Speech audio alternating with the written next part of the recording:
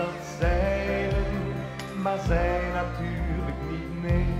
Oh, mannetjes, dat is confronterend. Hè? We worden allemaal zo oud. Kijk nu dat jongetje. Aan dek, strikt in alle touwen tot aan mijn nek.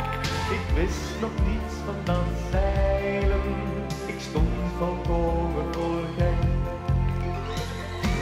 Zeilen voor het eerst, dan sla je de platen, trek het je niet aan, ga door van later, geniet je des te meer van wind en van water, van wind en van water, van water en wind.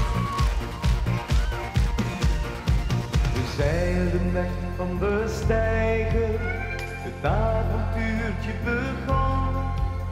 Ik zag een roeier, een reiger en zat zo fijn in de zon. Eigenlijk heeft hij een heel schoon stem. Dat is een goede zanger, hè? Ja. Bart Kuil, mensen onderschatten dat. Minuten later sloeg ik overboord, want ik had nog nooit van overstag gehoord. Ik wist nog niets van dat zeilen, alweer een foutje gescoord.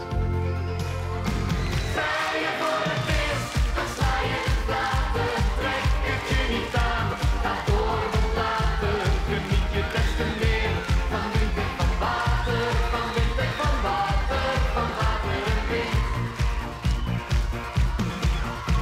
We zeilden uren en uren met dat vertrouwde geklots. Ik mocht toch eventjes sturen en was verschrikkelijk trots. Daar werd dan over gepraat dat dat zou over de eerste seksuele ervaringen en zo gaan. Zeil je voor het eerst. Als je een vettige mind hebt, kun je daar wel op invullen natuurlijk. Maar het gaat over, we gaan zeilen op een rivier of op de zee, niet meer of niet minder.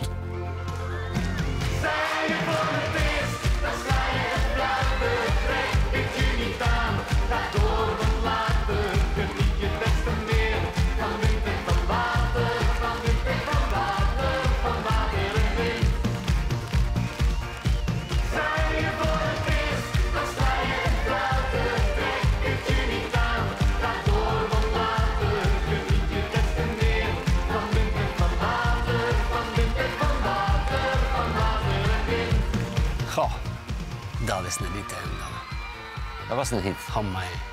De eerste keer dat ik dat liedje aan Luc liet horen, die zei nee, dat gaan we niet opnemen. Ik zei, want er zit zo'n traag stuk bij en dan een snel stuk, dat gaat niet marcheren.